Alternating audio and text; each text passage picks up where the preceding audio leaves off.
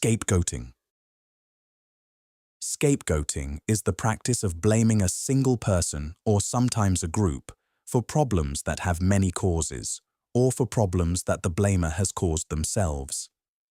The term comes from an ancient ritual in which a community would symbolically place its collective sins onto a goat, then drive the goat into the wilderness, believing that the sins would leave with the animal.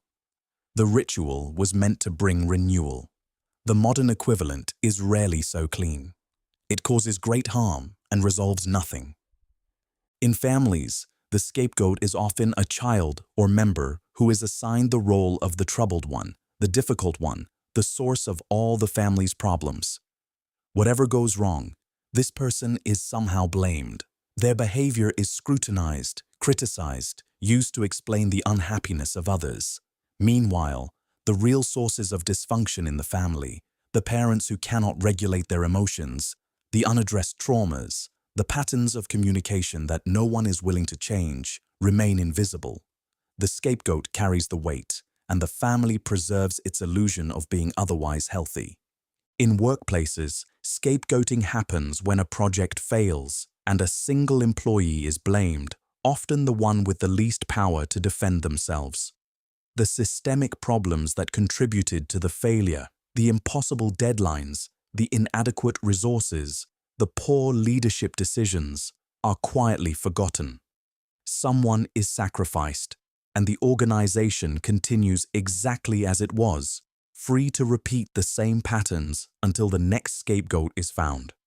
In larger social contexts, scapegoating can be even more dangerous. Whole groups of people, defined by ethnicity, religion, immigration status, or other markers, are blamed for the difficulties of a society. Real problems exist, but their actual causes are complex, requiring careful analysis and often uncomfortable acknowledgement of widespread responsibility. Scapegoating offers the relief of simplicity. There is one cause. It can be named. It can be expelled. The community will be whole again.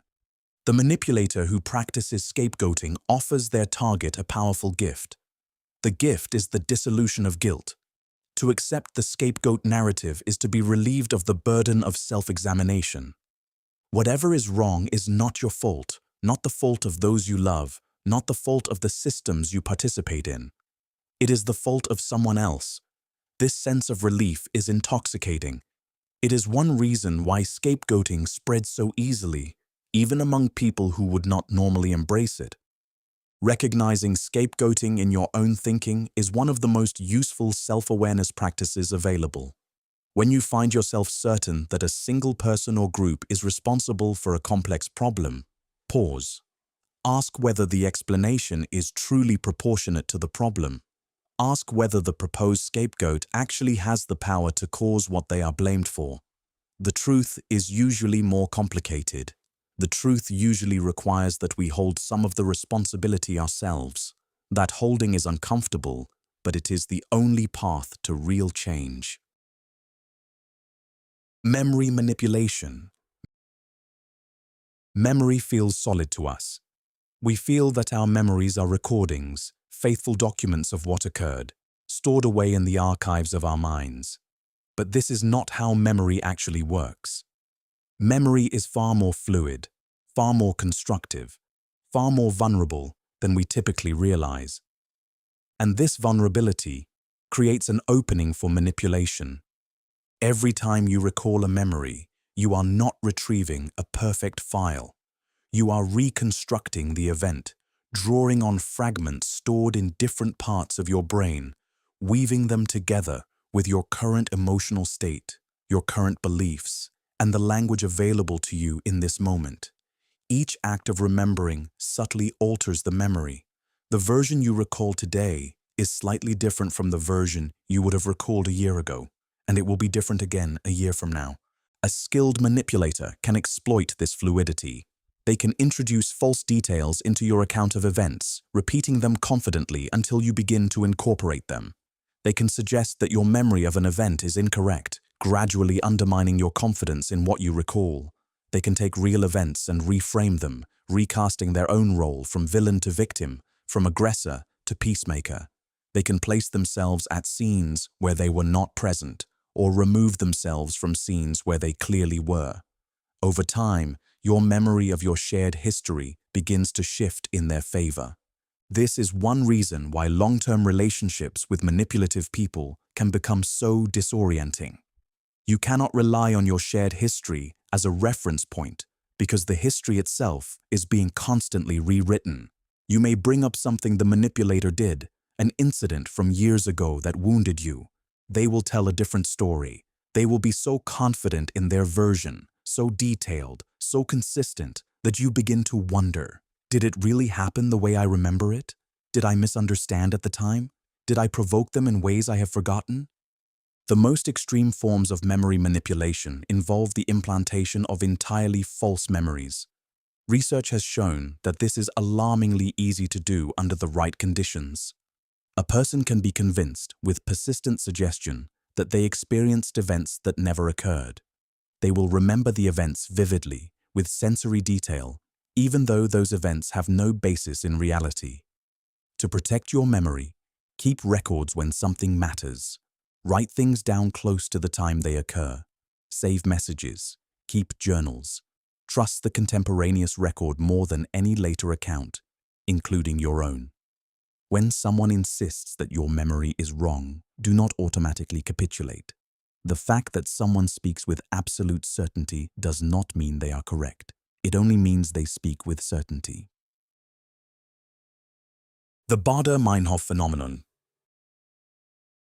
The Baader-Meinhof phenomenon, sometimes called the frequency illusion, is the strange experience of learning about something for the first time and then suddenly noticing it everywhere. You hear an unusual word, and within days you encounter it in 3 different conversations. You consider buying a particular car, and suddenly that model seems to be on every road. The thing has not actually become more common. Your attention has simply been tuned to notice it, and your mind, hungry for confirmation of the new pattern, finds it. The phenomenon is harmless on its own. It is simply how attention works. But it can be exploited by manipulators who wish to make their preferred ideas feel inevitable, widely held, or significant. Once the manipulator has planted an idea, they can rely on the target's mind to begin finding apparent evidence for that idea throughout their daily life. The target does not need to be convinced again. They will convince themselves again and again every time they spot a connection they would not have spotted before. This is one reason why repeated exposure to a particular framing of the world can be so transformative. After a person has been told that a certain group is dangerous, they begin to notice every news story, every encounter, every overheard comment that fits the frame. The contrary evidence still exists, but it does not register because attention has been trained on a single pattern. The pattern then appears to be confirmed by the world itself, when in fact the world is full of all kinds of patterns and the mind has simply selected one. The manipulator may explicitly direct attention with phrases like, "Watch how they always do this," or "See if you do not start noticing this." The target, given the suggestion, then proceeds to notice exactly what they were told to notice, mistaking the trained attention for a discovery. The repeated noticing builds the belief, and the belief shapes further noticing. Protection involves recognizing that what feels like a sudden surge of evidence is often a sudden surge of attention. The world has not changed. You have changed how you are looking at it. This recognition does not mean dismissing the patterns you see. It means holding them more lightly, considering whether you would still see them if your attention had been pointed elsewhere, and asking who benefits from your seeing what you see. Brainwashing. Brainwashing sounds like something out of a science fiction novel, but the actual process is far more common than most people realize. It does not require special equipment. It does not require captivity, although captivity certainly accelerates it.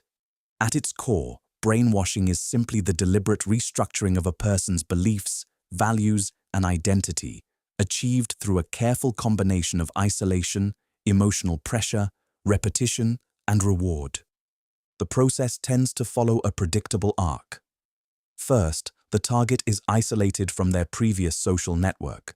This may happen physically, by moving them to a new location, or socially, by gradually convincing them that their old friends and family do not understand them, do not have their best interests at heart, or are somehow harmful to their growth.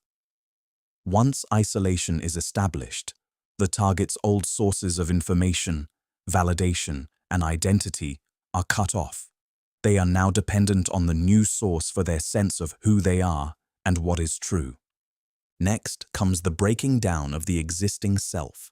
This can be done through exhaustion, through sleep deprivation, through emotional shocks, through forced confessions of supposed sins or mistakes, through public humiliation, through love bombing followed by sudden withdrawal. The target is made to feel that their old self was flawed, broken, lost, sinful, asleep, or otherwise inadequate. They are told that there is a better self waiting to emerge, a truer self that they have not yet discovered. Then comes the rebuilding. The new beliefs are introduced gradually, often wrapped in language that feels uplifting and meaningful. There is repetition, constant repetition. The same phrases, the same ideas, the same songs or chants or affirmations, repeated until they become automatic. There is reward for compliance in the form of praise, attention, belonging, and a sense of purpose. There is punishment for resistance in the form of withdrawal of love, social exclusion, or accusations of being unenlightened or somehow possessed by some external negative force. Eventually, the target identifies completely with the new belief system. They believe these ideas are their own, that they arrived at them through independent thought. They are often willing to defend these beliefs aggressively, to recruit others, to cut off any remaining ties with their old life. The brainwashing has become invisible to them. The cage has become their home. What makes brainwashing so effective is that it exploits genuine human needs. The need to belong, the need for meaning, the need to be loved and accepted, the need to make sense of suffering. People are not foolish for being susceptible to brainwashing. They are simply human. The skilled manipulator understands these needs and offers what appears to be the perfect solution to all of them, all wrapped up in a tidy package, requiring only that the target surrender their previous identity in exchange.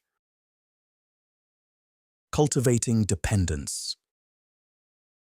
Cultivating dependence is the slow, patient creation of a relationship in which one person cannot easily function without the other. The manipulator does not announce this intention.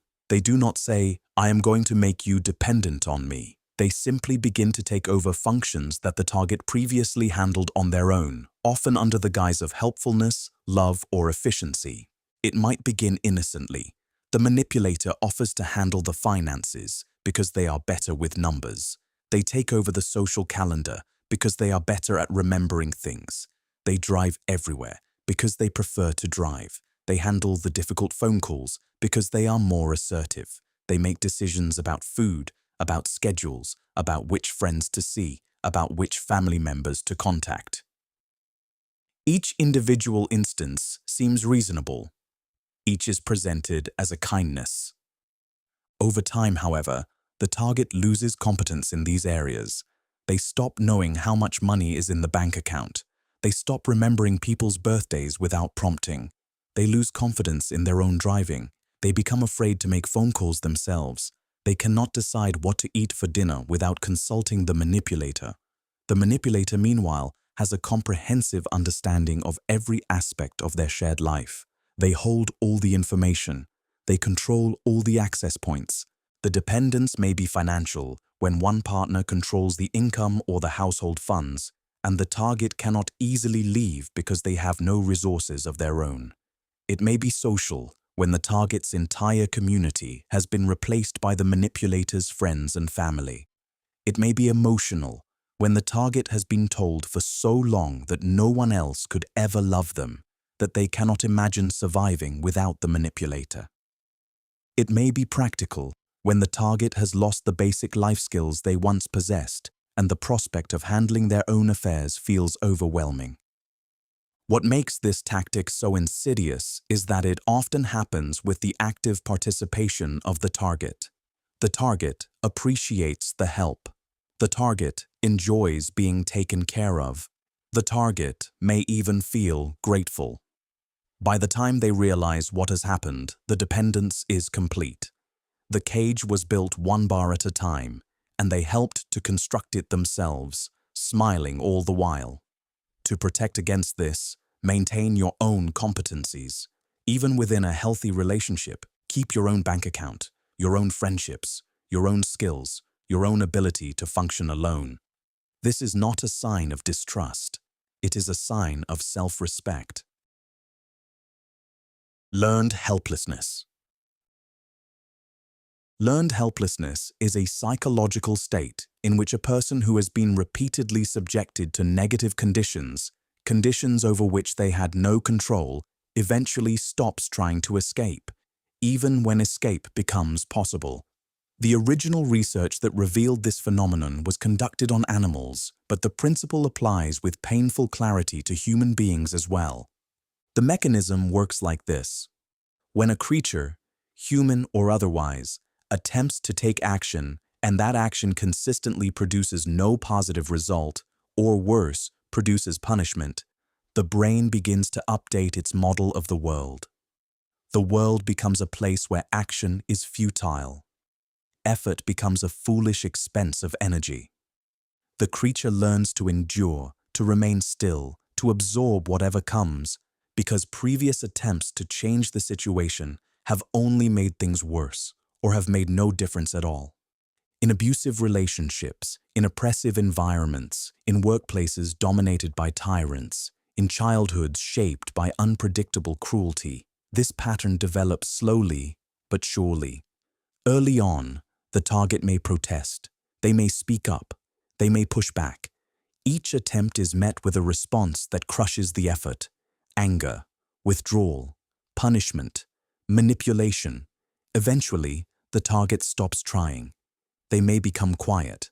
They may seem to comply easily. From the outside, it might look like they have accepted their situation, even chosen it.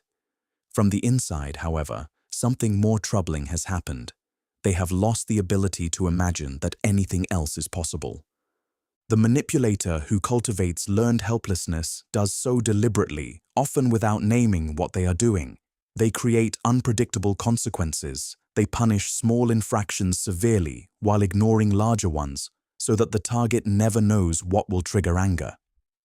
They alternate between cruelty and kindness in ways that have nothing to do with the target's behavior, so that the target stops trying to behave well in the hope of avoiding punishment. They make promises and break them. They set rules that change without notice. The result is a target who is exhausted, confused, and resigned. Even more disturbingly, learned helplessness can persist long after the original conditions have ended. A person who escapes such a relationship or such an environment may still carry the imprint within them. They may still struggle to make decisions, even simple ones. They may still flinch at small disappointments, expecting catastrophe. They may still find it hard to believe that their actions matter, that effort is rewarded, that the world can sometimes respond to what they do. Healing is possible, but it takes time.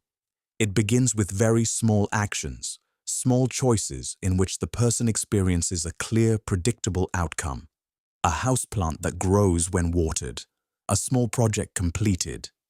Each of these small successes begins to rewrite the underlying assumption. Stockholm Syndrome.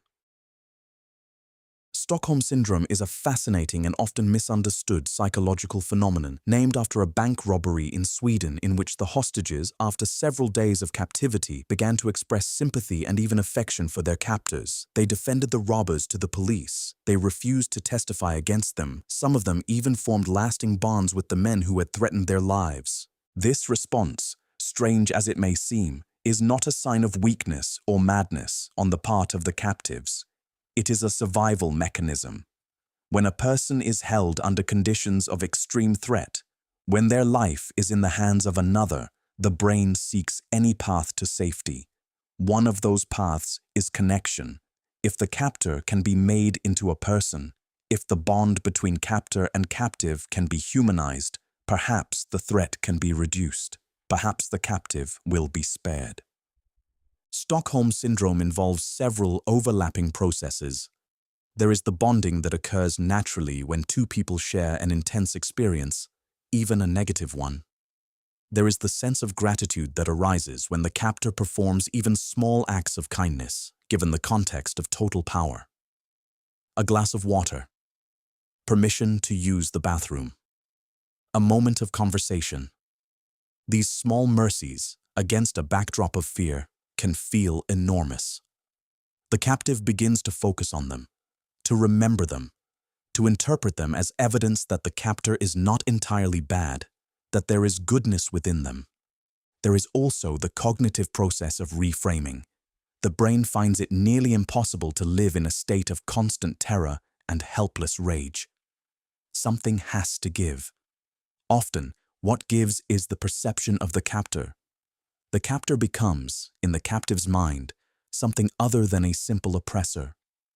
They become a complicated person with reasons, with wounds, with humanity. The captive's anger is redirected outward, toward the police who are slow to rescue them, toward the society that put them in this situation, toward anyone other than the person who actually has the power to harm them. The same dynamic can occur in many situations far removed from literal hostage-taking. It can occur in abusive marriages, where the abused partner defends the abuser fiercely and resents anyone who suggests they leave. It can occur in cults, where members protect leaders who have caused them tremendous harm. It can occur in coercive workplaces. It can occur in any situation where one person holds significant power over another and uses that power to create fear while occasionally dispensing kindness. Understanding Stockholm Syndrome requires compassion. It requires recognizing that the human mind, when placed in impossible circumstances, will do what it must to keep going. Fear-mongering. Fear-mongering is the deliberate cultivation of fear in another person, used as a tool to gain compliance, to direct behavior, or to maintain control. It is one of the oldest tactics in the manipulators collection, because fear is one of the most ancient and powerful emotions in the human nervous system. When we are afraid, our higher cognitive functions are partially suppressed. We become less capable of careful thought, more reactive, more focused on immediate safety. A frightened mind is an easier mind to direct. The fear-mongerer does not always use dramatic threats. Sometimes the fear is cultivated through smaller signals: a frowning face, a long silence, a vague reference to consequences, an ominous warning about what might happen if the target does not behave correctly. Over time, the target develops a state of constant low-level anxiety, scanning for signs of displeasure, adjusting their behavior to avoid the next round of frightening signals. In personal relationships, fear-mongering may take the form of repeated warnings about the dangers of leaving. You will never find anyone else. No one will believe you. You cannot survive without me.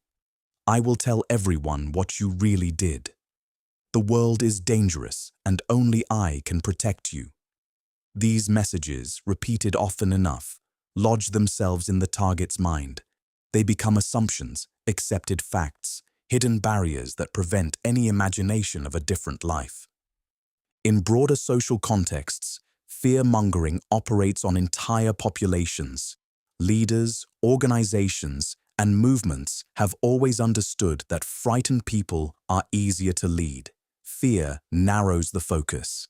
It draws attention to a single threat, real or imagined, and away from all the complexities and nuances of life. It makes people willing to surrender freedoms they would never surrender in calmer times. It makes them suspicious of one another. It makes them grateful for the strong figure who promises to protect them. The signs of fear-mongering, once you know to look for them, are not difficult to recognize. The threat is always urgent. It is always existential. It is always presented in stark, simple terms. There is always a clear enemy. There is always a savior who alone has the wisdom and strength to address the threat. The complexity of the actual situation is suppressed. Doubt is portrayed as weakness. Resisting fear-mongering does not mean denying that real threats exist. The question is whether the fear being cultivated matches the reality of the situation. When you can step out of the fog of induced fear, even briefly, you regain access to your own judgment. You can ask the questions that the fear-mongerer does not want you to ask. Playing on insecurities.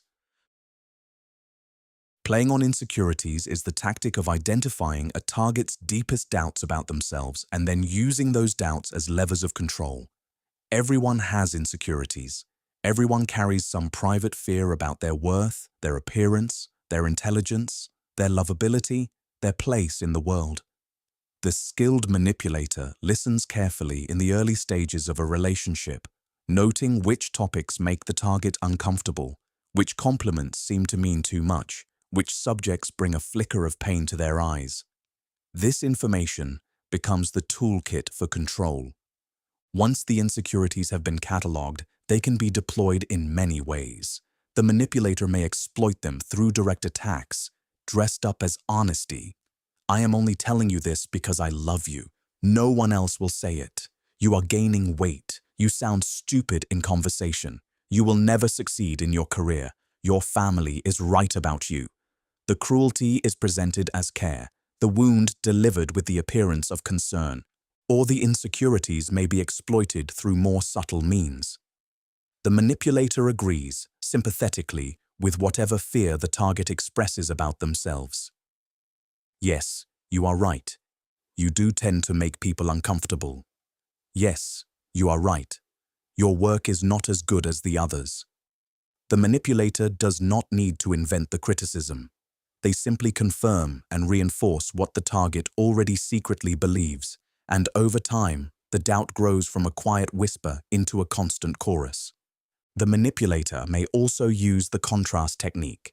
They praise others lavishly in front of the target, choosing precisely those qualities the target feels they lack. They speak with admiration of someone who is confident when they know the target struggles with confidence. They marvel at someone's intelligence when they know the target feels stupid. They are not attacking the target directly. They are simply allowing the target to compare themselves to an idealized other and to come up short again and again. The cumulative effect is profound. The target's already shaky self-image becomes a battlefield. Every interaction confirms their worst beliefs about themselves. They begin to feel that the manipulator is the only one who could possibly love such a flawed person. They begin to feel grateful for the relationship, even when it hurts, because they cannot imagine anyone else would tolerate them. The cage of insecurity is now nearly invisible because it has been constructed inside their own minds. The path out begins with examining where these voices came from. Not all of them belong to you. Some were planted there by people who benefited from your smallness. Public shaming. Public shaming is one of the oldest and most painful forms of social control. It works by exploiting the deep human need to belong, the need to be seen as good, decent, and acceptable in the eyes of one's community. To be shamed in private is uncomfortable. To be shamed in public, in front of others whose opinion matters to you, is something different entirely. It strikes at the roots of identity itself.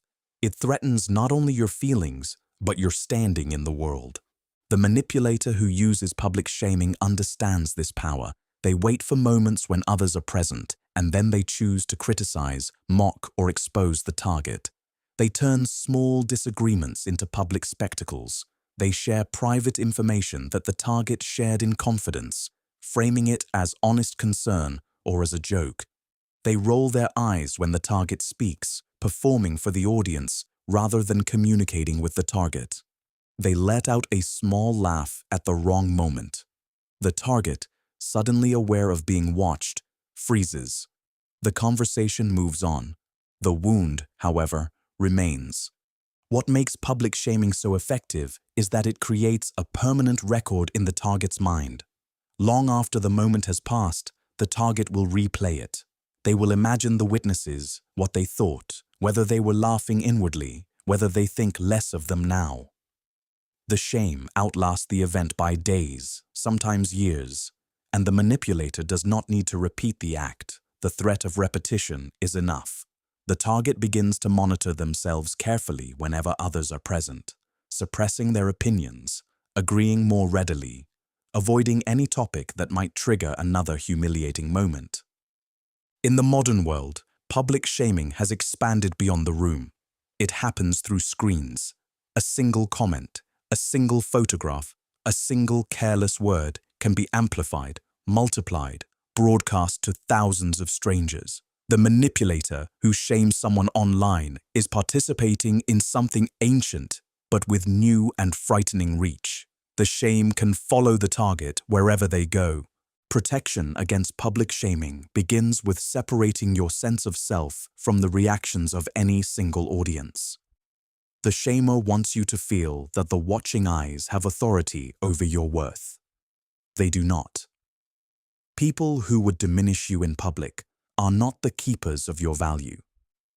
Notice when someone seems to perform their criticisms of you for an audience, rather than addressing you directly. That is a clue about their motives. A person who genuinely wishes you well will speak with you privately.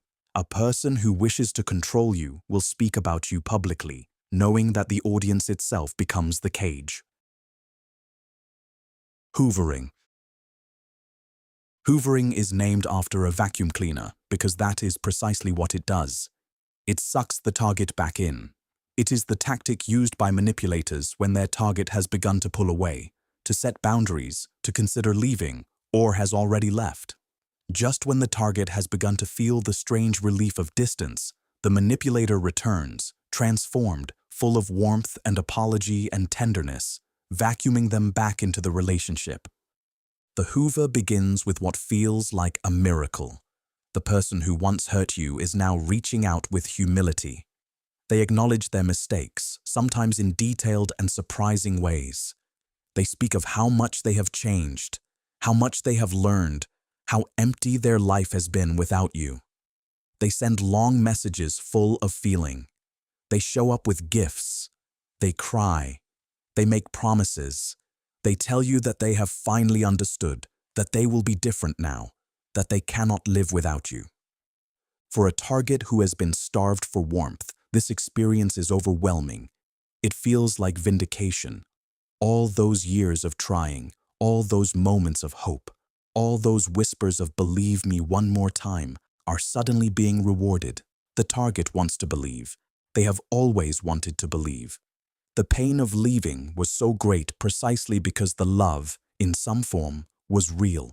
And now, here is the love returning, brighter than ever, asking only for one more chance. But the Hoover is rarely the beginning of true change. It is a tactic. The manipulator has felt their control slipping, and they are reasserting it. The transformation is real in this moment, but it is not durable. Once the target is pulled back in, the patterns reassert themselves. The warmth fades. The criticisms return. The cycle resumes, often more intensely than before, because now the target has demonstrated that they will return when called. Recognizing the Hoover is essential. Notice the timing. The Hoover often arrives precisely when you have begun to find your footing, when you have reconnected with old friends, when you have started to imagine a life without the manipulator. Notice the intensity. Real apologies are usually quieter than dramatic ones. Real change is usually slower than sudden revelations. Notice what is being asked of you. The Hoover usually involves an implicit demand that you abandon your distance, that you suspend your boundaries, that you trust again before any actual change has been demonstrated. A person who has truly changed will accept your continued caution. A person who is hoovering will press for immediate reconciliation. Cognitive dissonance. Cognitive dissonance is the deeply uncomfortable feeling that arises when a person holds two beliefs or when their behavior contradicts their beliefs in ways the mind cannot easily reconcile. The mind dislikes this feeling intensely. It will work hard to relieve it, sometimes through changing belief, sometimes through changing behavior, sometimes through layers of self-deception so elegant that the person no longer notices the contradiction at all. Manipulators understand cognitive dissonance and use it as a tool. The technique relies on the fact that once a person has invested in a relationship, in a belief, in a project, in a leader, in a movement, they become reluctant to admit that the investment was wasted. The mind would rather distort reality than accept that significant time, money, energy, or love has been poured into something unworthy. So the manipulator allows the target to invest, encourages it, sometimes even demands it. And once the investment is deep, the target becomes their own jailer, defending the relationship or the belief against any evidence that it was a mistake. Consider the partner who has stayed in a difficult relationship for many years. Each time they consider leaving, they confront a painful question. If this relationship has been wrong all along, what does it mean about the years I gave to it? About the person I became inside of it? About the choices I made because of it? The pain of that question is so great that the mind often turns away, finding new reasons to stay, new evidence that things will improve, new ways of reframing the abuse as something that was, in fact, a kind of love. Or consider the person who has joined a movement and given much of themselves to it. They have changed their friendships, their habits, their identity, their language. To recognize the movement as harmful would mean recognizing themselves as having been deceived, as having harmed others in its name. The mind resists this recognition fiercely, so they double down. They become more committed, more vocal, more aggressive in defense of the movement, even as evidence of its problems mounts. The manipulator can exploit cognitive dissonance by deliberately creating the conditions in which it operates.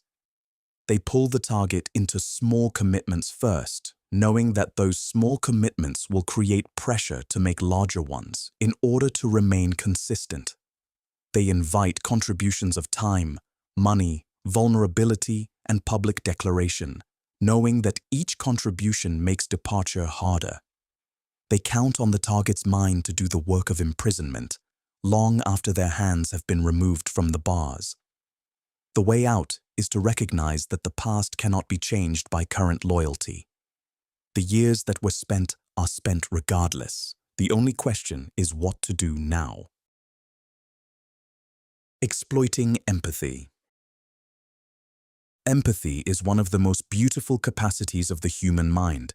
It allows us to feel with others, to suffer with them, to celebrate with them, to imagine our way into experiences that are not our own. Without empathy, the social fabric that holds us together would unravel. With it, even strangers become possible companions. But this very capacity, so essential to our humanity, can be turned against us by those who lack it themselves. The manipulator who exploits empathy presents themselves as suffering, often in ways that are dramatic and difficult to ignore. They have a tragic past. They have illnesses. They have wounds from previous relationships. They have been misunderstood by everyone they have ever known. They have struggles that no one can quite imagine. The story may be partly true, partly exaggerated, partly invented. The details matter less than the effect, which is to engage the target's empathy fully, drawing them into the role of caretaker, healer, witness. Once empathy has been activated, the target finds it difficult to set limits. To say no to someone who is suffering feels cruel. To prioritize one's own needs feels selfish. The manipulator may not need to make explicit demands. The target's empathic response will lead them to offer, to give, to sacrifice again and again, and each gift seems to disappear without ever filling the bottomless well of the manipulator's apparent need. The exploitation deepens when the manipulator begins to use the target's empathy as a shield against accountability. When the target tries to address harmful behavior, the manipulator pivots to their own pain. You cannot understand how hard this is for me. You do not know what I have been through. After everything I have suffered, you are going to focus on this. The conversation, which began as the target naming a real concern, becomes another caretaking session for the manipulator. The original issue dissolves. The target is left feeling guilty for having raised it. The most painful aspect of this dynamic is that empathic people often see what is happening on some level, but cannot bring themselves to harden their hearts. They are afraid that if they set boundaries, they will become cold, indifferent, unkind. They confuse empathy with infinite availability. The truth is that empathy and limits can coexist. You can feel deeply for someone while still recognizing that they are responsible for their own life. You can wish them well while still declining to be their endless source of comfort. Compassion that destroys you is not virtue. It is exploitation dressed in the clothing of love. Creating a sense of obligation. Creating a sense of obligation is the tactic of placing the target in a state of feeling that they owe something, even when no debt has been freely incurred. The manipulator gives, often in ways the target did not request, and then expects payment. The expectation may not be stated openly. It does not need to be. The human mind is wired to balance accounts, to return favors, to repay kindness. The manipulator simply triggers this wiring, then allows it to do their work for them. The technique often begins with unsolicited gifts. The manipulator helps the target with something they did not ask for help with. They bring food, run errands, offer money, share resources, lend their time. The target, raised in the ordinary etiquette of human exchange, feels a small flutter of obligation. They want to thank the giver. They want to reciprocate at an appropriate moment. This is normal social functioning. But the manipulator is operating with a different set of intentions. They are creating leverage. When the moment of payback arrives, it is rarely proportional. The manipulator may have given a small thing. They will ask for a much larger one. They may have done a single favor. They will ask for an ongoing series of favors. They may have been kind for a moment. They will demand loyalty for a lifetime. And when the target hesitates, the manipulator reminds them of what was given. After all I have done for you, I was there when no one else was. I never expected anything in return, but the exchange that began as a kindness is revealed to have been a transaction all along. The target feels trapped because the rules of ordinary decency do require us to acknowledge gifts received. They feel ungrateful if they refuse. They feel manipulated if they comply. The discomfort is exactly what the manipulator wanted. It puts the target in a state in which they are likely to choose compliance simply to escape the feeling of being a bad person. Variations on this technique abound. The favor that comes with strings attached, the gift that is brought up repeatedly in conversation, the story of personal sacrifice told at strategic moments, the reminder of past assistance just before a request is made. Each variation works on the same psychology, exploiting the human urge to balance the books. Protection requires careful attention to the texture of generosity. Real generosity is given freely, without expectation. It does not need to be remembered or repaid. When you receive a gift, notice whether it comes with quiet conditions. Notice whether the giver brings it up again. Notice whether the relationship begins to feel like a ledger. You are allowed to decline gifts that come with hidden costs. You are allowed to decline favors that will be used against you later. A clear no, given early, prevents many entanglements that would be difficult to escape later. Divide and conquer tactics. Divide and conquer is a strategy as old as politics itself, used by tyrants, generals, and everyday manipulators alike. The principle is simple. A united group is difficult to control. A fractured group is easy. By turning members of a group against one another, the manipulator removes the threat of collective resistance and ensures that everyone remains looking at each other rather than at the source of their problems. In families, divide and conquer often appears in the form of favoritism. One child is treated as the golden child, the other as the troublesome one, the other as the invisible one. These roles are not given because of any real difference in the children. They are assigned by the manipulator to create competition, jealousy, and division. The children, instead of forming a united front, spend their childhoods comparing themselves to each other, resenting each other, fighting for limited approval. The parent who has done this remains the central figure, the only one with the power to grant or withhold favor. In workplaces, divide and conquer can be observed when a manager pits employees against one another for the same opportunities, shares confidences selectively to create circles of mistrust, or rewards informants who report on their colleagues. The team, instead of cooperating, becomes a network of suspicions. People watch each other rather than the work. They cannot organize against unfair conditions because they do not trust each other enough to organize at all. In friend groups and communities, the tactic appears as gossip carefully managed. The manipulator carries information from one person to another, slightly altered, framed in ways that produce hostility. A says that B is troubled. B is informed that A is judging her. C is told that A and B have been speaking ill of him. The original conversations may have been innocent. By the time the manipulator has finished their work, none of the three trusts the others, but all of them trust the manipulator, who appears to be the only honest one in a sea of betrayal. Romantic relationships, too, can suffer from divide and conquer. The manipulator may work to separate the target from supportive friends and family, suggesting that those people do not have the target's best interests at heart, that they are jealous, that they do not really understand the relationship. Each relationship that is undermined is one less source of perspective, one less ally who might say, "This is not right. You do not have to accept this." The defense against divide and conquer is straightforward in principle, though challenging in practice. Speak directly with the people in your life. Verify what you have heard. Resist the temptation to feel uniquely informed when one person is providing all your information about the others. Notice when stories from a single source consistently produce hostility between people who would otherwise be allies. The manipulator depends on the absence of direct conversation. Restore that conversation, and their power dissolves. Cultivating false identity.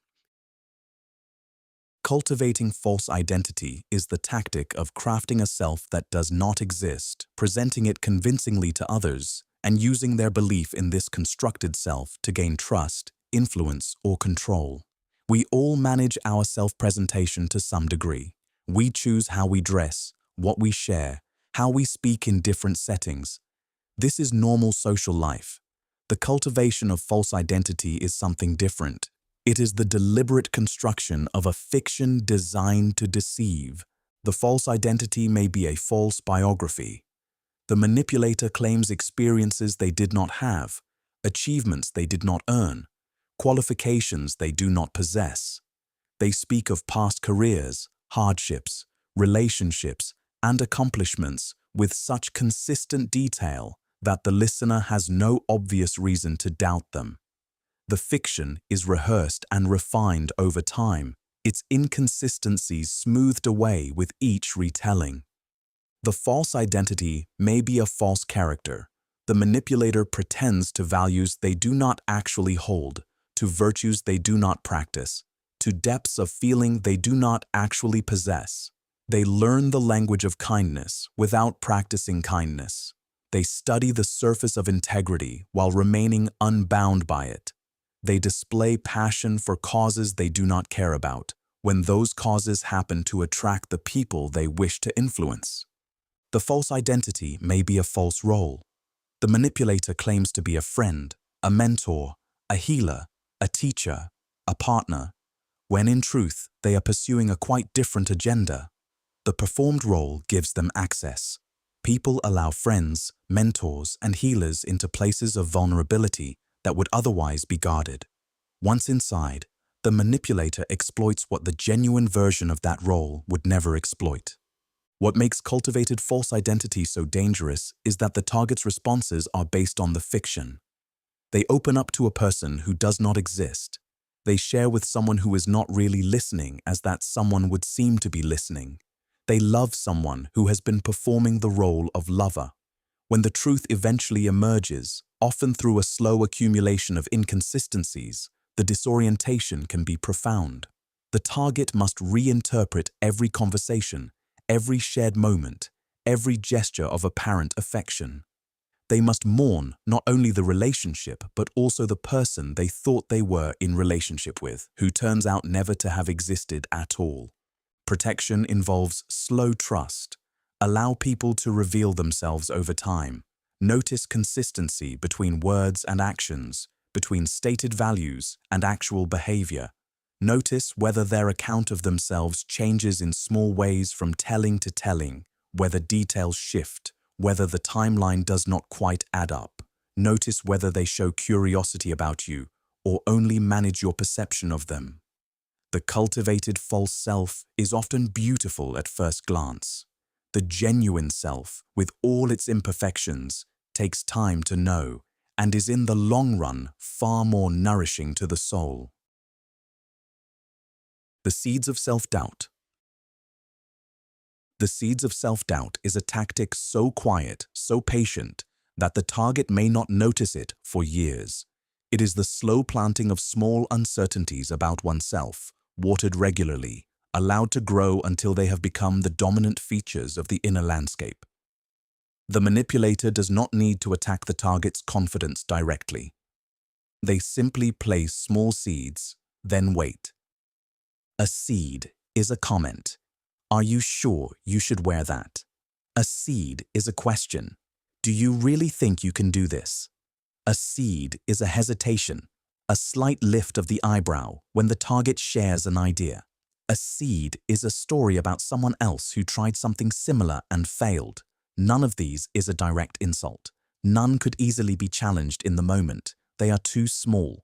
The target who tried to object would seem oversensitive, defensive, paranoid. So the seeds are taken in, planted in the soft ground of the target's mind, and there they begin their slow work. Over time, the seeds grow. The target begins to hesitate before getting dressed in the morning. They begin to second-guess their ideas before sharing them. They begin to imagine failure before they have begun to try. They begin to see, in their own reflection, things that did not bother them before. The garden of the self, once full of confident growth, becomes overrun with these careful weeds. The manipulator gains in two ways. First, the diminished target becomes easier to control, more eager to please, less likely to leave or to challenge.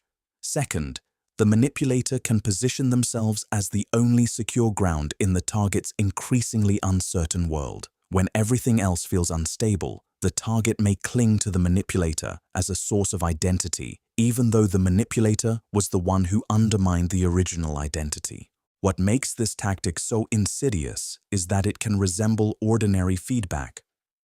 Most people receive critiques from those around them, and most of those critiques are well-intentioned. The seeds of self-doubt are different in their pattern. They are persistent. They focus on areas where the target is sensitive. They never balance their criticism with genuine appreciation. They appear at moments when the target is excited or hopeful, dampening that energy before it can take wing. Recognizing this pattern requires looking at the cumulative effect rather than at any single comment. Have you become smaller in this person's presence over time? Have you stopped sharing certain parts of yourself with them? Have you begun to hesitate, second-guess, apologize for taking up space? If so, examine the soil of your inner garden. Some of the doubts growing there did not come from within you. They were planted, gently and persistently, by someone who benefited from your diminishment. The seeds can be pulled out. The garden can be tended again. But first, you must see what was placed there and choose to grow something different. Pacing and leading. Pacing and leading is the next stage in the techniques of subtle influence. After rapport has been established through mirroring, the skilled influencer begins to lead. They make a small change in their own posture, their breathing, their tone. If genuine rapport is in place, the target unconsciously follows. The manipulator, having earned the role of partner in the social dance, now becomes its quiet director. The leading can be physical. The manipulator gradually slows their breathing, and the target's breathing slows in response. The manipulator relaxes their shoulders, and the target's shoulders soften. The manipulator shifts to a more open posture, and the target opens. Over the course of a conversation, the manipulator can guide the target into a state of greater calm, greater openness, greater receptivity, simply by going there first and inviting the target to follow. The leading can also be emotional. The manipulator pacing alongside the target's mood shows that they understand. They acknowledge the difficulty, the frustration, the longing, whatever the target has brought into the room. Once the pacing is established, the manipulator can begin to lead toward a different state. They move toward calm, toward hope, toward acceptance. The target, feeling understood, follows the lead more easily than they would have without the pacing that came first. The leading can be cognitive as well. The manipulator pacing the target's beliefs by acknowledging shared agreements, shared values, shared concerns, then introduces a small new direction. Yes, you are right about that. And so it must also follow that. The new conclusion, if it had been introduced cold, would have been resisted. Following the long path of agreement, it slips through almost unnoticed, accepted as the next step in a journey the target seems to have been making all along.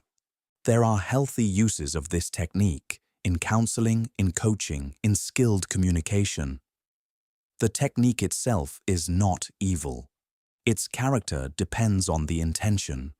When used to help a target reach a state they themselves wish to reach, pacing and leading is gentle and useful. When used to deliver a target into a state that serves only the manipulator's interests, the same technique becomes a quiet form of capture. Watching for it requires attention to your own movements. Where am I going emotionally, physically, cognitively? Did I begin to move there on my own, or did the conversation lead me here? Neuro-linguistic programming. Neuro-linguistic programming is a set of techniques and theories developed in the latter half of the 20th century, claiming to describe how language and inner experience interact in shaping behavior. The science behind many of its specific claims is contested, but the techniques themselves have spread widely among salespeople, coaches, and influencers who use them to shape conversations in particular ways. Whatever one thinks of the underlying theory, the techniques are worth understanding because they are deployed with great frequency in modern life. The techniques include the deliberate use of presuppositions, which are statements that smuggle assumptions into a sentence in ways that bypass conscious examination. When someone says, "When you decide to buy this, do you want it in red or blue?" the buying has already been quietly assumed. The mind is busy considering color, and the larger question of whether to buy at all has been hidden in a clause. Another set of techniques involves the use of sensory language matched to the target's preferred sensory style. Some people speak in visual terms. They say, "I see what you mean," or "that looks good to me." Others speak in auditory terms. They say, "that sounds right," or "I hear what you are saying." Others speak in kinesthetic terms, of feelings, grasping, holding, getting in touch. The manipulator listens for the target's preferred mode, then mirrors it, increasing the sense of being understood and reducing the friction of communication.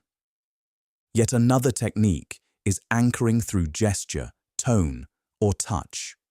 The manipulator pairs a particular emotional state with a particular physical signal, repeating the pairing until the signal alone can produce the state. Touching the shoulder while making a positive statement again and again can eventually allow the touch alone to evoke the positive feeling. These techniques, in skilled hands, can shape the texture of a conversation in ways that are nearly invisible to the target. The honest observer should notice that none of these techniques are inherently sinister. They overlap with the natural skills of any thoughtful communicator. The danger comes when the techniques are used by someone whose intentions toward the target are not aligned with the target's well-being. The defense is not paranoia about every conversation. The defense is to keep your own sense of what you actually want separate from the conversational current and to check in with that internal sense regularly. If a conversation has carried you somewhere you would not have chosen to go in solitude, ask why. Subliminal messaging. Subliminal messaging is the practice of presenting information below the threshold of conscious awareness in the hope that it will influence behavior without the target ever realizing they have been exposed to it. The popular imagination has been fascinated by this idea for decades. The reality, according to most careful research, is more modest than the legend, but not entirely without effect. Brief exposures to images and words can shape immediate impulses, attention, and feeling, even when the target cannot recall having seen them. The subliminal frame in advertising, the flashed word in a video, the barely audible whisper beneath music are the classic forms. Modern environments offer many newer forms. The carefully designed feed that places certain images at moments when the target is most receptive. The interface that uses small visual cues to nudge attention in particular directions. The background music in a store, chosen for tempo and mood that produce particular shopping behavior. None of these is consciously noticed by most users, yet all of them shape behavior in measurable ways. In personal relationships, subliminal influence appears in the small repeated cues that escape conscious notice. The slight smile that appears when a particular topic arises. The minute frown that flickers when another topic is mentioned. The subtle change of voice that signals approval or disapproval before any words have been spoken. The target absorbs these signals without registering them and gradually learns which topics are safe and which are dangerous. Which choices please and which displease, all without any explicit conversation having occurred. Becoming aware of subliminal influence requires slowing down enough to notice the small. What was on the screen just before I felt the urge to buy? What expression crossed their face just before I changed my opinion? What was the music doing in the moments when I felt suddenly anxious or relaxed? The conscious mind cannot catch every subliminal cue, but it can catch many more than it usually does, simply by lowering the speed of its passage through the world. Suggestive language and hypnosis. Suggestive language is the use of words, rhythms, and images that bypass critical evaluation and reach directly into the imagination of the listener. Hypnosis, in its classical form, is one of the most studied applications, but the underlying tools appear in many ordinary settings, from advertising to politics to intimate conversation. The skilled user of suggestive language does not argue with the listener's mind. They invite the listener's mind to picture, to feel, to imagine, and once the imagination is engaged, the rest tends to follow. A core feature of suggestive language is the use of vivid sensory detail. Rather than saying, "This product is good," the suggestive speaker invites the listener to imagine using it, to feel its weight in the hand, to picture the moment when others see them with it. The listener does not evaluate this image as a claim. They experience it as a small foretaste of life with the product. The desire that arises feels like their own, although it has been carefully guided into being. Another feature is the use of rhythmic, soothing speech that lowers the resistance of the conscious mind. The hypnotist speaks slowly. They use soft repetitions. They suggest relaxation, deepening, drifting, and the listener, following the pacing, begins to drift. Once the alert critical mind has softened, suggestions can reach more deeply. This is the basis of stage hypnosis, but it is also the basis of many forms of persuasive speech that do not announce themselves as hypnotic at all. Embedded suggestions are another tool. The speaker says a long sentence, but emphasizes certain words within it. Words that taken together form a smaller suggestion. The conscious mind processes the long sentence. The unconscious mind absorbs the highlighted phrase. The listener, asked later what they remember, may be able to repeat only a fraction of what was said, but the embedded message has lodged itself somewhere quieter, ready to influence behavior at a later moment. Suggestive language is not always sinister. It is part of every art that moves people. Storytellers, teachers, healers, and lovers all use forms of it. The question, again, is whether the suggestion serves you or serves only the speaker. Notice when language begins to feel less like communication and more like an invitation to drift. You can enjoy the drift, but you can also remember to come back to your own ground, your own intentions, your own evaluations, before you make any decision the speaker has been steering you toward. Creating a sense of urgency. Creating a sense of urgency is the tactic of pressuring the target to act quickly before they have time to think carefully, gather information, consult others, or simply allow their initial reaction to settle. Urgency is one of the most reliable accelerators of compliance. A mind that feels rushed tends to take shortcuts. It accepts framings it would otherwise question. It overlooks details it would otherwise notice. It chooses the option presented over the unexplored alternatives. The urgency may be real or manufactured. In manipulation, it is most often manufactured. The opportunity is closing soon. The offer expires today. There are only a few left. The decision must be made by the end of the meeting. The other party is about to walk away. Each of these statements may be true, but they may also be entirely invented, designed to create the same psychological effect regardless of underlying reality. The internal experience of artificial urgency is recognizable once you know its texture. The chest tightens, the thoughts speed up, the world narrows, the longer-term considerations recede. The immediate decision becomes the only thing in view. This narrowing is exactly what the manipulator wants. The target who is in this state is not their best self. They are a smaller version of their thinking, easier to direct, more likely to agree to terms they would otherwise reject. Skilled persuaders combine urgency with other tactics. The urgent offer is paired with the limited inventory, doubling the pressure. The urgent decision is paired with social proof, the suggestion that many others have already chosen. The urgent moment is paired with anchoring, with framing, with all the tools that work better when the target is too rushed to examine them carefully. The defense is simple in principle. Refuse to make important decisions under artificial time pressure. If the offer is real, it can usually wait an hour, a day, a week. If it cannot, that itself is information. Most genuinely good opportunities allow some time for reflection. The opportunities that demand instant agreement are usually the ones the seller fears will not survive examination. When you feel urgency rising in your chest, take it as a signal to slow down rather than to speed up.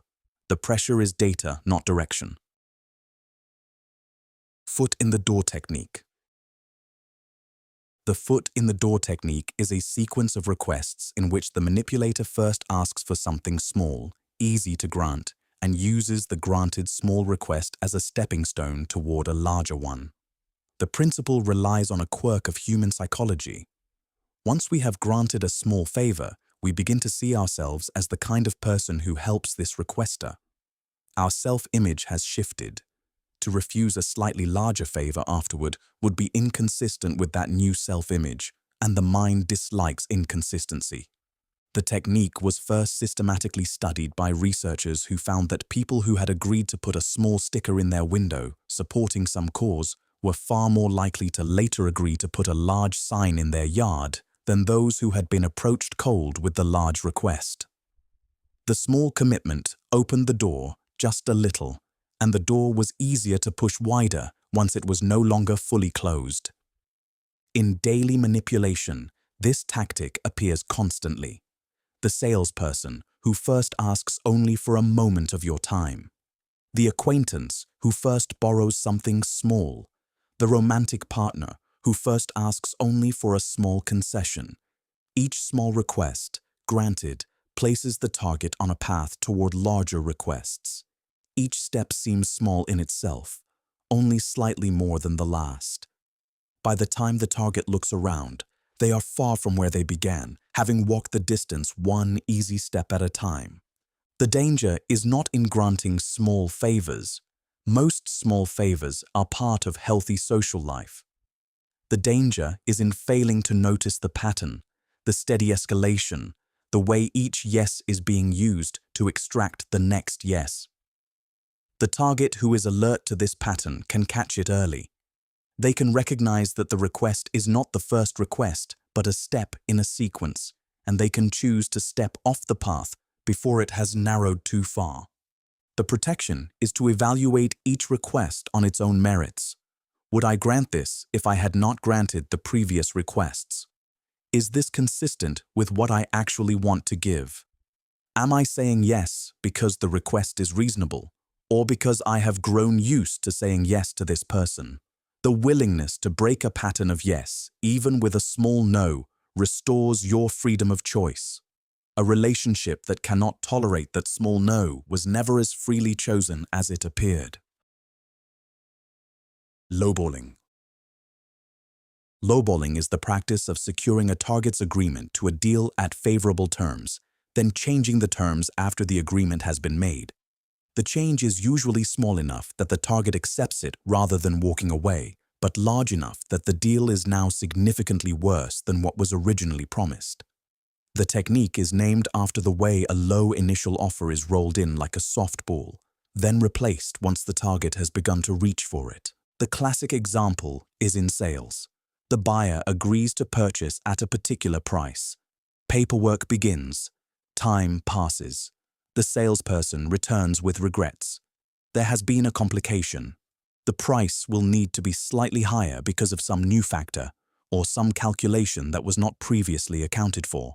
The buyer, now committed in their own mind, having imagined themselves with the item, having begun to identify as the owner, accepts the change rather than walking away. The deal closes at a higher price than would have been accepted at the start.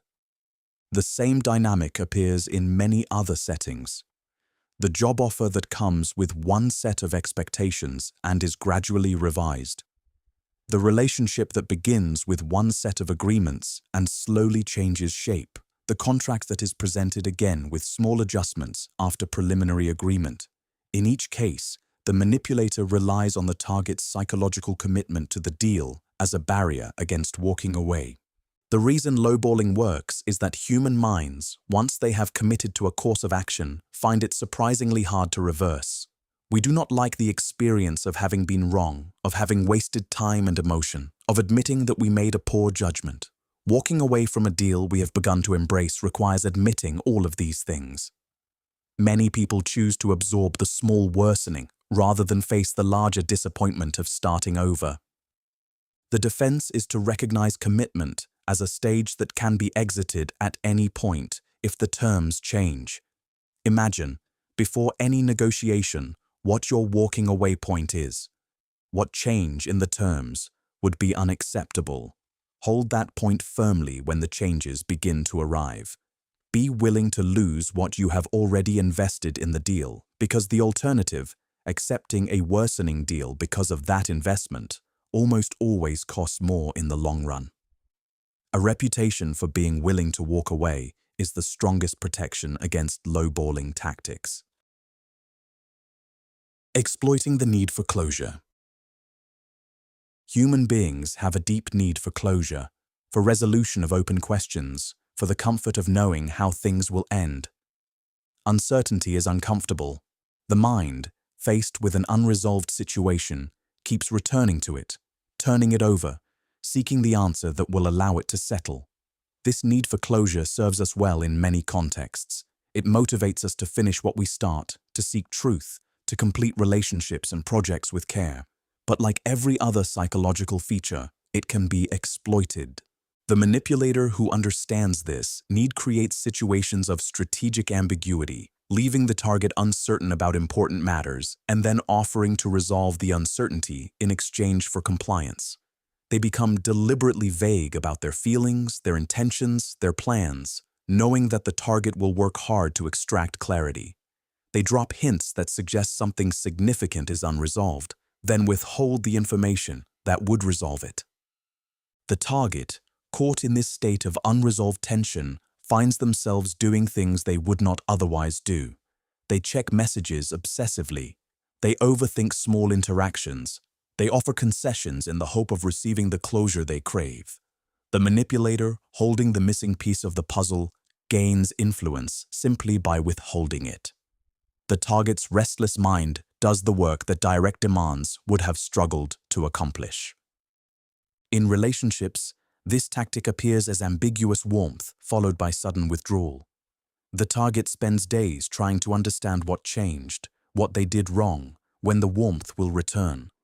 In business and negotiation, it appears as deals that are nearly settled but somehow never quite finalized, leaving the target eager to give a little more in order to close the gap. Protection involves becoming more comfortable with uncertainty.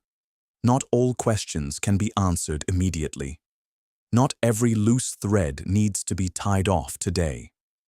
The mind that can rest in the unresolved is much harder to manipulate than the mind that demands resolution. Notice when someone seems to be deliberately keeping you in the dark. Notice when small clarifications would dissolve the tension and yet are never quite given. The withholding itself is information about what is being done to you. Micromanipulation. Micromanipulation is the practice of shaping another person's behavior through countless small interventions, none of which is significant on its own, but all of which together create a pattern of control. The technique relies on the difficulty of objecting to anything small. A single raised eyebrow cannot be argued with. A single sigh of disappointment cannot be confronted without the manipulator dismissing the concern as oversensitivity. A single small correction of the target's behavior is too minor to mention, so the manipulator works in small increments, knowing that the cumulative effect is enormous while no single moment offers a place to make a stand. The micromanipulator may correct the target's word choice in conversation, offering subtle alternatives that gradually shift their language. They may comment on small details of the target's appearance, slowly reshaping the target's self-image and choices. They may make tiny adjustments to the household, the schedule, the social circle, each one too small to oppose. Over months and years, the cumulative effect is a target whose life has been substantially redesigned, although they cannot point to any single moment when this happened. The technique is particularly difficult to address because confronting it can make the target appear unreasonable. To gather all the small moments and present them as a pattern requires more articulation than most people possess in the moment. The manipulator can dismiss any single example as an overreaction. They can frame the target's complaint as making a mountain out of a molehill. The structure of the manipulation makes it nearly impossible to defend against in the categories of conventional argument. What is required is to step back from the individual moments and observe the pattern across time. Are there many small ways in which this person seems to shape your choices, your speech, your appearance, your routines? Do you find yourself constantly adjusting in their presence in directions you did not consciously choose? The pattern, viewed across months, becomes visible even when each instance was nearly invisible. From there, the question is not whether to argue about a single eyebrow raise, but whether to remain in a relationship where these countless small adjustments are the texture of daily life. The Pygmalion Effect. The Pygmalion Effect describes the way that the expectations one person holds about another can shape the other person's actual performance and behavior. When a teacher believes that certain students are gifted, those students tend to do better even when the original assessment was random. When a manager believes that an employee is capable, the employee tends to rise toward that belief. We become, in part, what those around us expect us to become. This effect can be used for great good.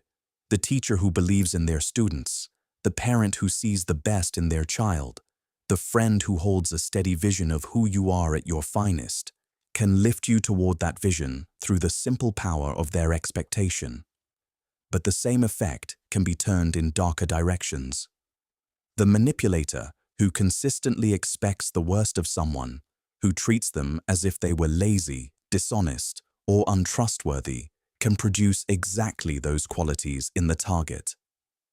The target, surrounded by these expectations, begins to fulfill them, sometimes without recognizing that the qualities are responses to the manipulator rather than features of their own true self.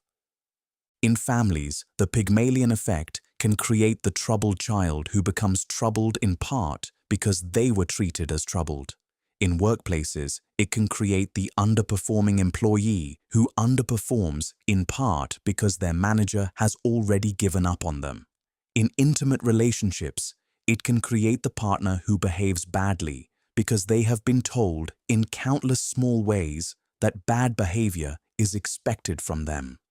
The manipulator may use this effect deliberately, expressing low expectations as a way of producing the very behavior they will later use to justify further criticism. The target hears, "You always do this," until they begin to do it. The target hears, "You cannot be trusted," until they begin to behave in ways that confirm the suspicion. The cycle reinforces itself, and the manipulator points to the result as proof of their original judgment. Awareness involves recognizing the expectations being placed on you and choosing whether to accept them. You are not obligated to become whoever others insist you are. You have your own sense of who you are at your best, and you can hold to that sense even when others are betting against it. Sometimes the most powerful act of self-respect is simply to refuse to be small in the way someone else expects you to be small. Reframing failure. Reframing failure is the manipulative practice of taking events that should be acknowledged as failures, mistakes, or harms, and recasting them in language that removes accountability. The manipulator does not deny that something happened. They simply describe what happened in a way that makes it appear to be something else entirely. A betrayal becomes a misunderstanding. A cruel act becomes a misguided attempt at help. A clear lie becomes a necessary discretion. A pattern of harm becomes a string of unfortunate coincidences. The reframing is often done with great skill. The manipulator finds the language that allows the wrongdoing to be acknowledged in some form, while removing its sting and its implication of responsibility. Yes, that did happen, but it was because of stress. Yes, you were hurt, but I was not really trying to hurt you. Yes, things went wrong, but we both played a part. The framing is not entirely false. There may indeed have been stress. There may indeed have been some small contribution from the target. But these elements are inflated until they overshadow the actual nature of what occurred. The target, faced with this reframing, often finds it difficult to insist on the original truth. Doing so feels like rigid insistence on a single interpretation, when the manipulator is offering what looks like a more nuanced and generous reading. The target may begin to wonder whether they are being too harsh, too literal, too unwilling to see complexity. They begin to absorb the reframed version until even their own memory of the event begins to soften.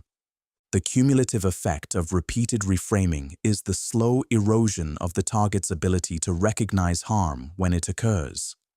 They develop a habit of looking for the alternative interpretation, the more generous reading, the contextual factors. These habits are healthy in moderation, but in the presence of a skilled reframer, they become tools of self-deception. The target ends up unable to call a thing what it is, because every clear naming has been challenged by a competing interpretation. The defense involves maintaining what might be called clean language. Some things are simply lies, Some things are simply cruelty. Some things are simply betrayal.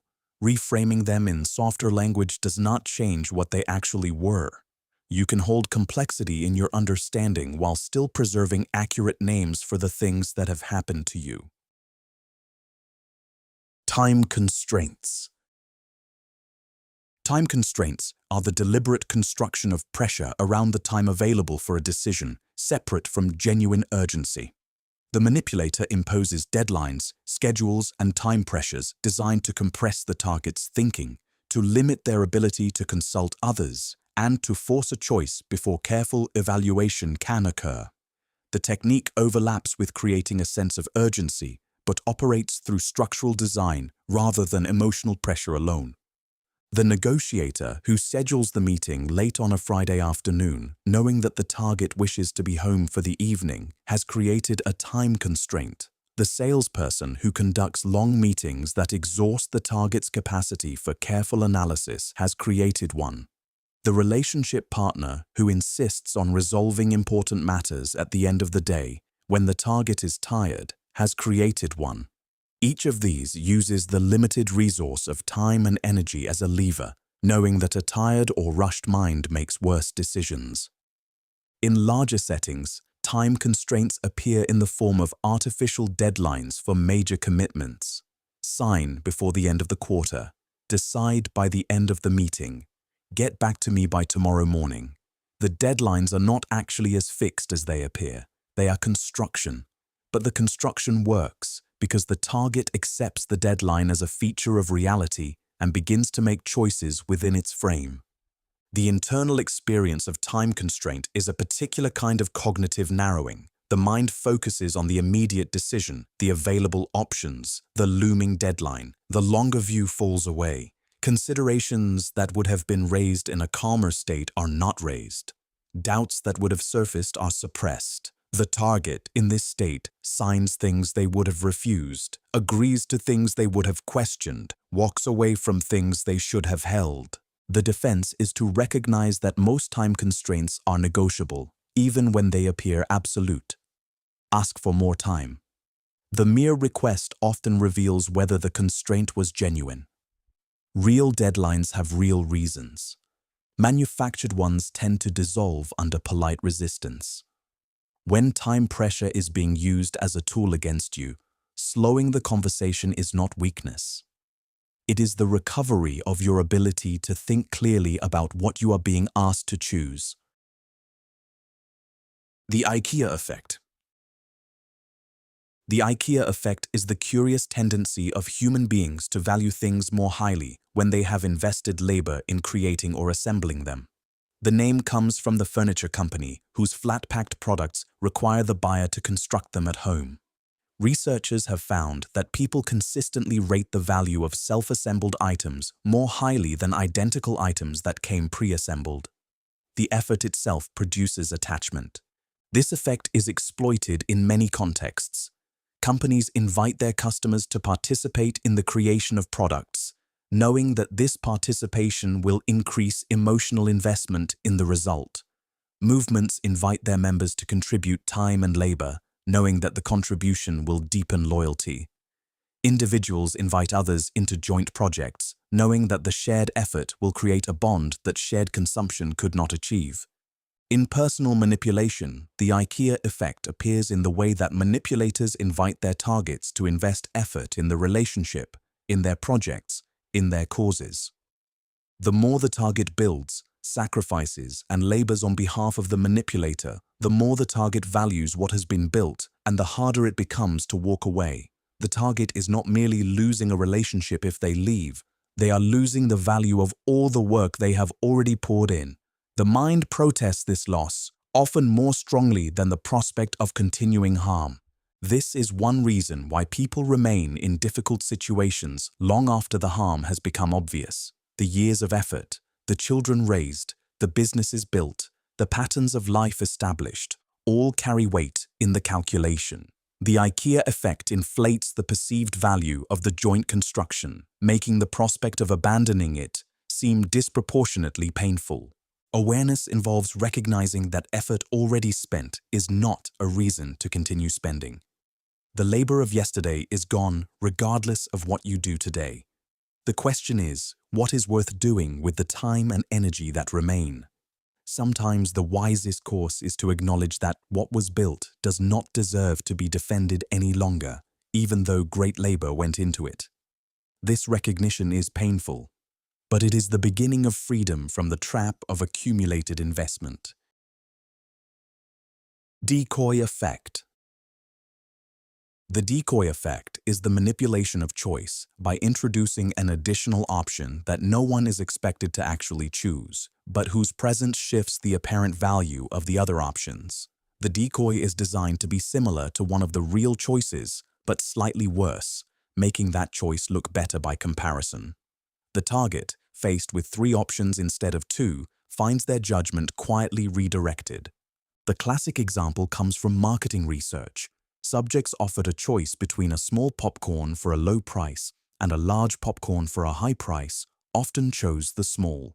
When a medium popcorn was added at a price almost as high as the large, the dynamics shifted. The medium was the decoy. Few chose it, but its presence made the large popcorn appear to be a much better deal than the medium, and sales of the large rose substantially. The technique appears in many areas. Subscription pricing pages with 3 tiers, where the middle tier exists primarily to make the top tier look attractive. Real estate showings where a poor house is shown first to make a mediocre house look excellent. Negotiation sessions where one option is included specifically to redirect the target toward the manipulator's preferred outcome. In personal relationships, the decoy effect appears more subtly. The manipulator may speak of a much worse alternative they considered, making their actual proposal look generous. They may compare themselves to someone obviously inferior, making themselves appear superior in the target's eyes.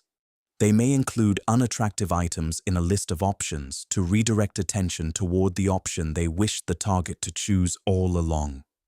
The defense is to evaluate each choice on its own terms without reference to the others.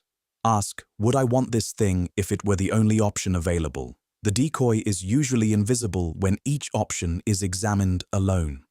The technique only works when the comparison is made within the constructed field. Stepping outside the field, even briefly, restores the freedom to choose based on what each option actually is. The placebo effect. The placebo effect is the well-documented phenomenon in which people experience real changes in their physical and psychological state after receiving a treatment that has no active ingredient, simply because they believe the treatment would work. The mind, convinced that healing is occurring, produces actual healing responses in the body. The expectation alone has power. This phenomenon is fascinating in its medical applications, but it also has darker uses in the world of manipulation. The manipulator who can convince a target that something is happening can produce real effects simply through the expectation.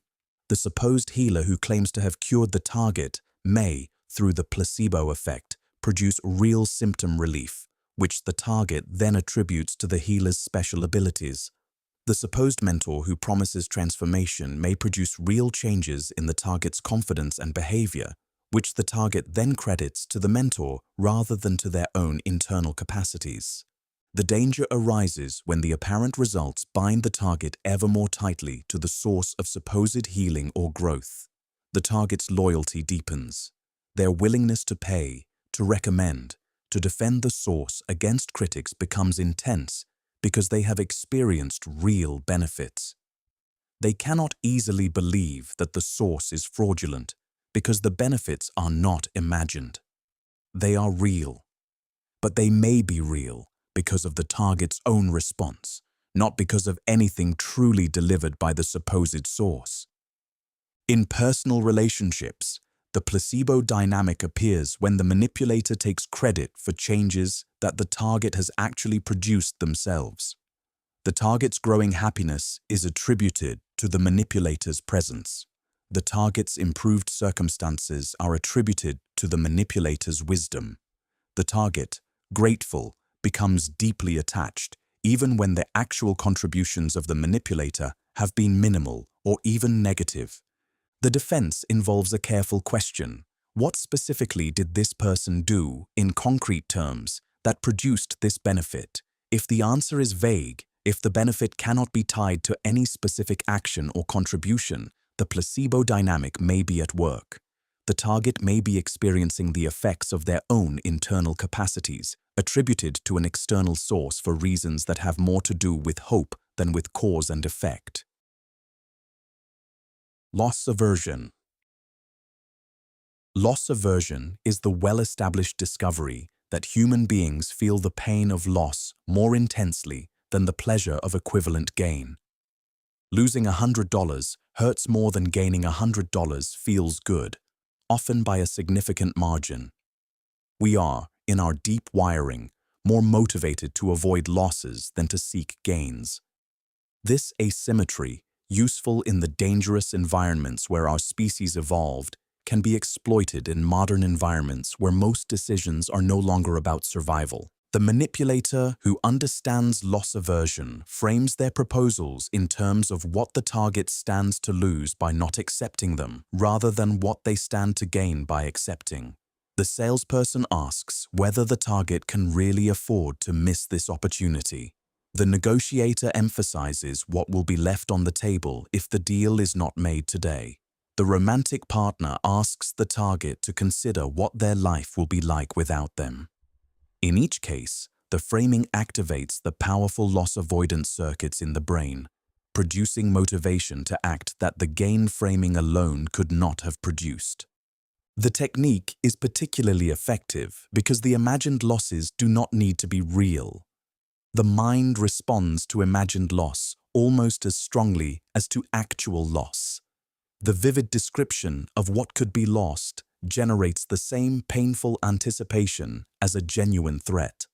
The target, wishing to escape the painful anticipation, takes action to prevent the loss, even when the loss was hypothetical and the action benefits primarily the manipulator. In abusive relationships, loss aversion appears in the threat of losing what has already been built, the years invested, the children raised, the home established, the shared community. Each represents a potential loss that, when contemplated, generates such pain that the target chooses to remain in the difficult situation rather than face the imagined loss. The manipulator may emphasize these losses repeatedly, never needing to make explicit threats, simply reminding the target of all that would be lost in any departure. Awareness involves recognizing that the powerful pull of loss aversion is itself a feature of the mind, not a reliable guide to wise decisions. Many of the things we fear losing are things that are already costing us more to keep than they would cost to lose. The fear is real. The reasons for the fear may not be proportionate to the actual situation. Holding the fear lightly enough to examine it is one of the most important skills in resisting manipulation. The foot-in-the-mouth effect. The foot-in-the-mouth effect, a less famous cousin of the foot-in-the-door technique, is the manipulation of the target by getting them to make positive statements about themselves before making a request. The target, who has just affirmed that they are kind, that they care about others, that they are the sort of person who helps when help is needed, finds it psychologically difficult to refuse a subsequent request that would test those affirmations. The technique is often deployed at the beginning of interactions designed to extract favors. The conversation opens with questions that invite the target to describe their better qualities. How are you doing today? Are you having a good day? Are you the kind of person who supports good causes? The target, in casual conversation, agrees that they are well, that they are good, that they care. These small affirmations create a public commitment to a particular self-image, which the next request will then activate. The manipulator may also use mirror statements, telling the target what they appear to be. You seem like someone who cares deeply about this. I can tell you are a generous person. I can see you are someone who acts on their values. The target, given this characterization, often does not contradict it. They accept the characterization, sometimes with quiet pleasure, and now the characterization becomes a constraint on their next behavior. To refuse the request would be to disappoint the description, which they have just implicitly accepted. The internal experience of being caught in this technique is a particular kind of trapped feeling. The target wishes to refuse, but feels that refusing would make them appear inconsistent, ungenerous, or hypocritical. They comply, often grudgingly, in order to remain congruent with the self they have just claimed to be. The manipulator gains, the target loses, and the pattern can be repeated indefinitely if the target does not learn to recognize it. Protection involves remembering that no statement about your character commits you to specific actions in the present moment. You can be kind in general without being obligated to grant this particular request. You can be generous in spirit without being obligated to give what is being asked of you now. The self you describe is not the self that must do whatever the next request demands. Holding these as separate restores your freedom to evaluate each request on its own merits. The Endowment Effect. The Endowment Effect is the discovery that people value things more highly simply because they own them. The same item, evaluated as a potential purchase, will often be priced lower than the same item, evaluated as a possession the owner is asked to sell. Mere ownership creates attachment. Once something is mine, parting with it feels like a loss, in a way that gaining it never quite felt like a gain.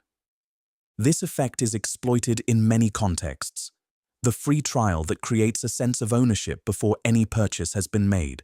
The take it home and try it offer that places the item in your house and your hands, knowing that the eventual return will feel like a loss.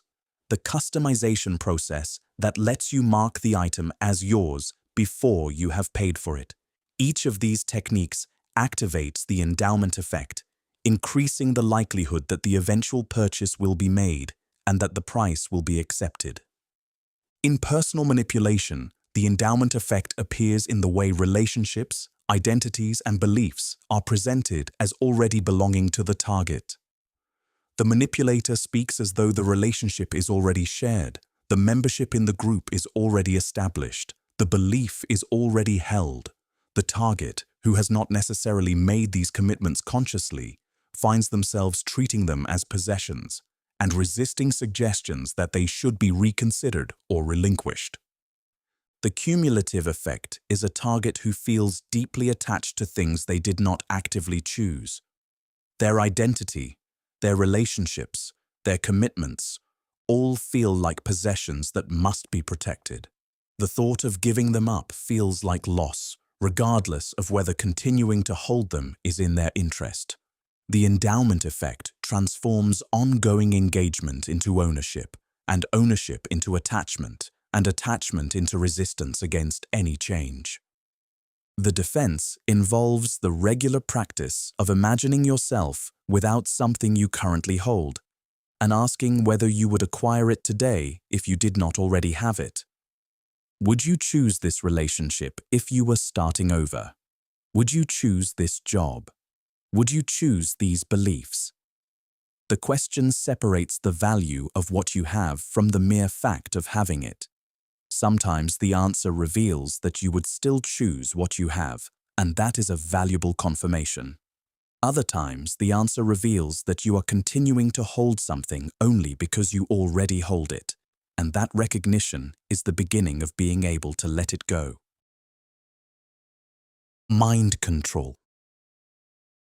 Mind control, in the sense most commonly meant in popular discussion, is not the dramatic technology of science fiction, but the cumulative effect of many of the techniques we have already explored. The combination of isolation, repetition, emotional pressure, reward, fear, and identity manipulation applied over time can produce changes in a person's beliefs and behavior so profound that the term mind control is fitting, even though no single moment of the process resembles the cinematic image. The skilled architect of mind control combines tactics. They begin with love bombing to establish trust. They use isolation to separate the target from outside perspectives. They use repetition to install new patterns of thought. They use fear to discourage questioning. They use reward to reinforce compliance. They use identity reframing to transform the target's sense of self. Each individual technique might be resisted on its own. The combination, applied steadily over months or years, becomes overwhelming. The result is a target who experiences their new beliefs and behaviors as their own. They will defend them passionately. They will recruit others to share them. They will cut ties with anyone who challenges them. They are not, in most cases, lying when they describe their state as freely chosen. They genuinely cannot perceive the architecture that produced it. The mind, having been reshaped, processes its own state as natural. This is why escape from such situations is so difficult. The person who has been deeply manipulated does not feel manipulated. They feel awakened, transformed, finally home. Outside concern is interpreted as ignorance or hostility. Old relationships are interpreted as obstacles to growth.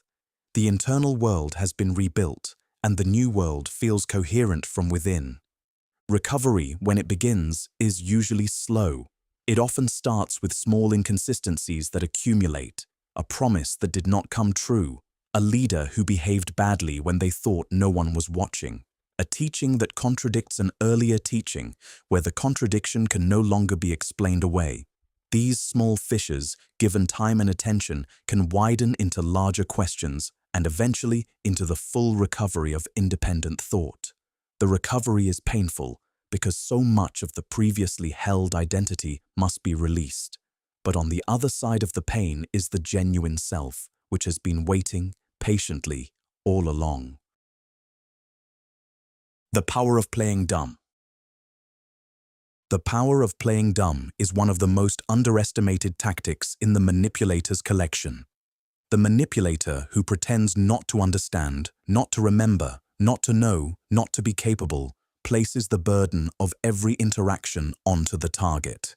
The target must explain, repeat, organize, and execute, while the manipulator preserves their own energy and avoids accountability. The pretense of incompetence is a quiet form of power. The technique appears in many domestic and professional settings. The household member who claims not to know how to do basic tasks, ensuring that those tasks fall to others. The colleague who claims not to remember commitments, ensuring that they are released from their share of the work. The partner who claims not to understand emotional needs, ensuring that the partner who does understand carries the emotional labor of the relationship alone. In each case, the supposed incompetence is selective. The same person who cannot handle these tasks somehow handles their own preferences with great skill. The genius of playing dumb is that it is nearly impossible to confront directly. To accuse someone of pretending incompetence is to seem unkind, demanding, and unwilling to accept their stated limitations. The accuser comes off as harsh, while the manipulator preserves the appearance of being a humble person doing their best. The pattern persists across years, while the people around the manipulator pick up an ever larger share of responsibility for matters that should have been shared. Playing dumb can also be used to extract information. The manipulator pretends not to understand a situation, prompting the target to explain at length, often revealing details that the target would not have shared if asked directly. The target, eager to help the apparently struggling listener, lays out information that the manipulator was actually fully aware of and now possesses in even greater detail than before. Awareness involves noticing patterns of selective incompetence. Does this person fail to understand or remember only in domains that benefit them? Are they mysteriously sharp in other areas? Does the burden of the relationship consistently fall on you while they preserve their own ease? The questions reveal what is hidden. From there, the choice is whether to continue carrying the imbalance or to insist on a fairer distribution. Real limitations exist in every person and deserve compassion. Manufactured limitations deserve recognition for what they are. The ability to tell the difference is a practical skill that protects much of the energy you would otherwise spend doing the work of two.